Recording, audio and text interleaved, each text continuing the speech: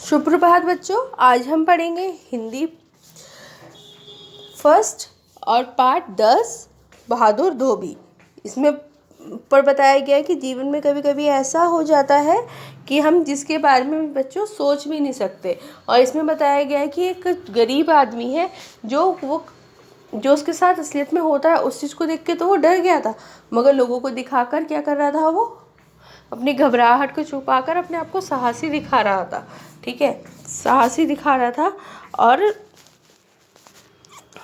डिंगे मारने से हटता नहीं। अपनी बहादुरी को दिखाने के लिए वो ये चीज़ें कर रहा था। अब पढ़ेंगे हम इस चैप्टर को। किसी गांव में रामदास नामक एक गरीब आदमी रहता था। वह धोबी था। वह लोगों के घरों से कपड़े इकट्ठे करके नदी पर ले जाता, वहाँ उन्हें धोता, सुखाता और शाम को उन्हें गधे पर लादकर अपने गांव लौटता। इस तरह उसका जीवन चैन से बीत रहा था। लेकिन वर्षा ऋतु में उसके सामने थोड़ी परेशानी आ जाती थी। उन दिनों कपड़े धुल जाते थे लेकिन जल्दी सूखते नहीं थे। कई बार जब वर्षा होती रहती थी तो घर से निकलना नहीं हो पाता था। ऐसे में कपड़े नहीं धुल पाते थे। तब उसकी आमदनी ठप हो जाती थी। उन दिनों उसकी गुजर बसर कठिनाई से हो पाती थी, लेकिन फिर भी वह खुश रहता था। जब एक दिन रामदास का गधा कहीं गुम हो गया, जब काम नहीं होता था तो वह उसे खुले मैदान में चरने के लिए छोड़ दिया करता था। पेट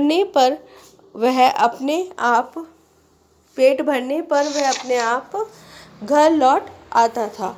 उस दिन वह वापस नहीं आया। रामदास ने उसे आसपास खोजा लेकिन वहाँ नहीं मिला। रामदास ने सोचा कि शायद कहीं जंगल में ना निकल गया हो। वह अपने गधे की खोज में जंगल की ओर चल दिया और जंगल में ढूंढते ढूंढते अंधेरा हो गया, लेकिन गधा नहीं मिला। निराश होकर वह अपने घर की ओर चल दिया। तभी तेज वर्षा होने लगी। वह वर्षा से बचने के लिए एक पेड़ के नीचे खड़ा हो गया। आकाश में बिजली कड़क रही थी। बिजली की चमक में उसे कुछ दूर एक झोपड़ी दिखाई दी। उसने सोचा कि यहाँ वर्षा में भीगने से अच्छा है कि उस झोपड़ी में ही चलूं। वह दौड़ते हुए झोपड़ी तक पहुंचा। उस झोपड़ी में एक बुढ़िया रहती थी। रामदास झोपड़ी के दरवाजे पर पहुंचा तो बुढ़िया ने उससे कहा, अंदर आ जाओ बेटा, वहाँ कब तक खड़े रहोगे?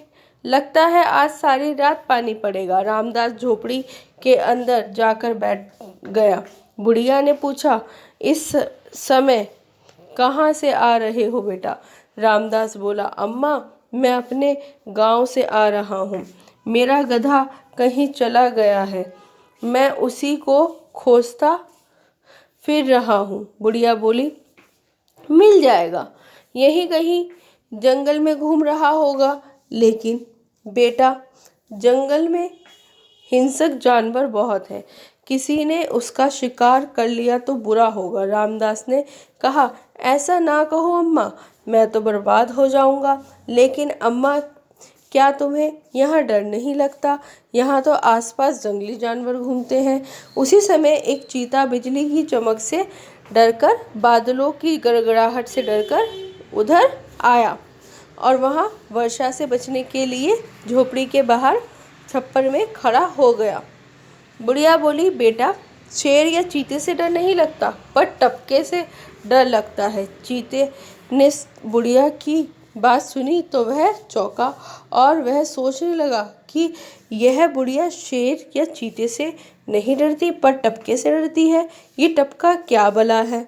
वर्षा लगातार हो रही थी। वह वहीं जमीन पर बैठ गया और टपके के बारे में सोचने लगा। फिर पता नहीं उसे कब नींद आ गई। सुबह रामदास मुंह अंधेरे उठा और झोपड़ी से बाहर देखा। वर्षा रुकी हुई है। बुढ़िया से अनुमति लेकर वह छप्पर से बाहर आया और उसने ज़मीन पर क्या देखा कि उसने ज़मीन पर लेटा एक जानवर दिखाई पड़ा उसे, और उसने सोचा कि वह उसका गधा है। वह लपक कर उसके पास गया और उसके कान पकड़कर बोला, तुम यहाँ पड़े हो? मैं सारी रात परेशान सारी रात से क्या हो रहा हूँ? परेशान हो रहा हूँ। इतना कहकर वह उसे छड़ी से पीटने लगा। अचानक होने वाली पिटाई से चीता डर गया। उसने सोचा, शायद यह वही टपका है जिसके बारे में बुढ़िया बात कर रही थी। ओ, यह तो बहुत निर्दयी है। निर्दयी मतलब बहुत ज़्यादा, जो दया ना करे। ठीक है। खूब पिटाई करने के बाद रामदास उछलकर चीते पर सवार हो गया और अपने घर की ओर चल दिया। टपके के डर के कारण चीता चुपचाप चला जा रहा था। अभी तक अंधेरा ही था, इसलिए रामदास नहीं देख पाया कि वह चीते पर सवार है। जब तक दिन का उजाला हुआ, वह अपने गांव के निकट पहुंच चुका था। लोगों ने रामदास को चीते पर सवार देखा तो उन्होंने दांतों तले उंगली दबा ली, मतलब हैरान हो गए बहुत ज़्यादा। रामदास ने उन्हें अपनी और अजीब दृष्टि से देखते हुए देखा तो सोचने लगा, वह उसे इस तरह क्यों देख रहे हैं। तभी उसका ध्यान नीचे की ओर गया। जब उसने देखा वह गधे पर सवार नहीं बल्कि चीते पर सवार है, तो उसके होश उड़ गए। डर के कारण उसकी जान निकली जा रही थी। किसी को सहायता के लिए पुकार भी नहीं सकता था। वह मन ही मन भगवान से अपनी जान बचाने की प्रार्थना करने लगा। रामदास चीते के नीचे उतरने का कुछ उपाय सोच रहा था। संयोगवश तभी वह एक ऐसे पेड़ के नीचे गुजरा जिसकी शाखाएं नीचे की ओर झुकी हुई थी। उसने उछलकर एक शाखा पकड़ ली और उससे क्या हुआ, लटक गया। चीते ने जान बचाकर भाग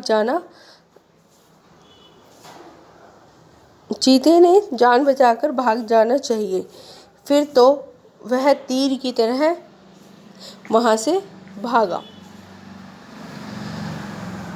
चीते के जाने के बाद रामदास डाल से नीचे कूदा। वह अभी तक डर से कांप रहा था कि डर के कारण वह बेहोशी होने वाला था कि लोगों ने उसे अपने कंधे पर बैठा लिया। ठीक है, उठा लिया और गांव की ओर चले। सभी गांव वाले उसके साहस पर आश्चर्य कर रहे थे। गांव के मुखिया ने कहा, रामदास तुम इतने बहादुर हो, हमें तो पता ही नहीं था। तब रामदास ने गर्व से अपना सीना फुलाते हुए कहा, अभी आपने मेरी बहादुरी देखी ही कहाँ है। समय आने दो, तब दिखाऊंगा। चीते की सवारी आपके लिए बड़ी बात होगी, मेरे लिए तो मामूली बात है। बेचारे गांव वाले उसकी बात का विरोध भी नहीं कर सकते थे। इस चैप्टर में स्टूडेंट्स हमने क्या पढ़ा है कि एक धोबी था जो रेगुलर बेसिस पे, मतलब जो रोज़ क्या करा करता था, अपने कपड़े धोने जाता था और सुखाता था। ठीक है, और लोगों के कपड़े इकट्ठा करके नदी पे जाके कपड़े धोना और सुखाना, ये काम था उसका। फिर उसके बाद और गधे पे लाद कर वापस लेके आता था। तो एक दिन क्या हुआ कि बहुत वर्षा के टाइम, जब वर्षा का टाइम होता था तो उसका काम ठप हो जाता था। तो वो उस टाइम क्या करा करता था, अपने गधे को चरने के लिए छोड़ दिया करता था कि जाके जैसे कि वो खाना वाना अपना पेट भर के खाया, चर गया, और फिर वो चर के आके वो वापस अपने आप घर आ जाता था गधा। एक दिन वो वापस नहीं आया तो वो गधे को खोजने के लिए चला गया। गधे को खोजते खोजते खोजते खोजते बारिश पड़ने लगी। बारिश पड़ने के बाद वो एक पेड़ के नीचे खड़ा हो गया। पेड़ के नीचे खड़ा होते हुए उसने एक दूर से उसे एक झोपड़ी दिखी, तो वो झोपड़ी के पास जाके खड़ा हो गया कि वहाँ पे मैं और बच जाऊँगा बारिश से। तो अंदर जो बुढ़िया अम्मा थी उन्होंने उसे बुला लिया, आ जाओ बेटा अंदर आ जाओ, कब तक बाहर खड़े रहोगे, पानी तो रात भर पड़ता रहेगा। तो फिर वो अंदर जाता है रामदास, और रामदास बोलता है आपको यहाँ डर नहीं लगता, यहाँ तो जंगली जानवर घूमते रहते हैं। तो अम्मा कहती है मुझे उसी टाइम में क्या होता है बेटा कि चीता आ जाता है, किसकी डर से, बिजली की डर से और बादल की गड़गड़ाहट की डर से वो, और अपने आप को बारिश से बचाने के लिए झोपड़ी के छप्पर के नीचे आ जाता है। और वो सुनता है कि बुढ़िया क्या कह रही है कि मुझे चीते या शेर से डर नहीं लगता, टपके से डर लगता है। तो चीता बहुत चौंक जाता है, सोचता है ये टपका भला क्या है, ये शेर जो चीते से नहीं डरती। तो ये वो सोचते सोचते वहीं पर सो जाता है। जब सो जाता है तो जब सुबह रामदास उठता है, अंधेरा ही हो रहा होता है उस टाइम, वो झोपड़ी से बाहर झाँक के देखता है बारिश बंद हो गई। बुढ़िया से अनुमति लेके वो जैसे आगे की तरफ बढ़ता है अम्मा से, तो देखता है कि क्या बोलते हैं कि बारिश बंद हो गई है। और वो देखता है वहाँ पे एक जानवर पड़ा हुआ है फर्श पे, तो वो सोचता है उसका गधा है, उसे लपक कर उसके कान पकड़ के बोलता है कि मैं पूरी रात भर परेशान था तुम्हारे लिए, और फिर उसकी खूब पिटाई करता है। और चीता सोचता है ये वही टपका है जो मुझे मारा है, क्योंकि वो अचानक पिटाई से डर जाता है। और फिर वो उसके ऊपर उछल कर बैठ के चला जाता है रामदास। और रामदास जब पहुंच रहा होता है, जब तक उजाला होता है, जब तक वो अपने गांव के पास आ जाता है, तो वहाँ लोग देखते हैं ये चीते पे बैठा हुआ है। जब सब लोग बहुत हैरानी से देखते हैं तो रामदास सोचता है ये मुझे ऐसे हैरानी से क्यों देख रहे हैं। तो रामदास जब नीचे की तरफ देखता है तो देखता है चीता, वो खुद काँप उठता है जब उसे पता चलता है कि मैं चीते पर बैठा हूँ। तो फिर उपाय सोचने लगता है कि मैं कैसे बचूं इस चीज़ से। तो क्या होता है कि रामदास देखता है कि एक पेड़ की डाली नीचे झुकी हुई है, उस पर झपक कर कूद पकड़ कर लटक जाता है। और चीता सोचता है कि टपका अब उतर गया है, मुझे यहाँ से तेज़ी से भाग जाना चाहिए। और लोग वहाँ पे आकर क्या करते हैं, रामदास को गांव वाले कंधे पर उठा लेते हैं और बहुत खुश होते हैं। और फिर मुखिया बहुत खुश होता है, कहते हैं कि तुमने बहुत बहादुरी का काम किया है, कि है ना, बहादुरी दिखाई है अपनी। तो जब तो वो डर रहा होता है और बेहोश होने वाला होता है रामदास, मगर उन्हें देखकर अपनी घबराहट छुपा लेता है और कहता है कि ये तो बहुत मामूली सवारी है, चीते के लिए आपके लिए मामूली, आपके लिए बहुत बड़ी बात होगी, मगर मेरे लिए मामूली सवारी है। ठीक है, आगे आगे देखिए मैं आपको और इससे बड़ी बात होगी। ठीक है, बेचारे गांव वाले उसकी बात का विरोध भी नहीं कर सकते थे। I hope you all are understand. Read this chapter again and again. Thank you.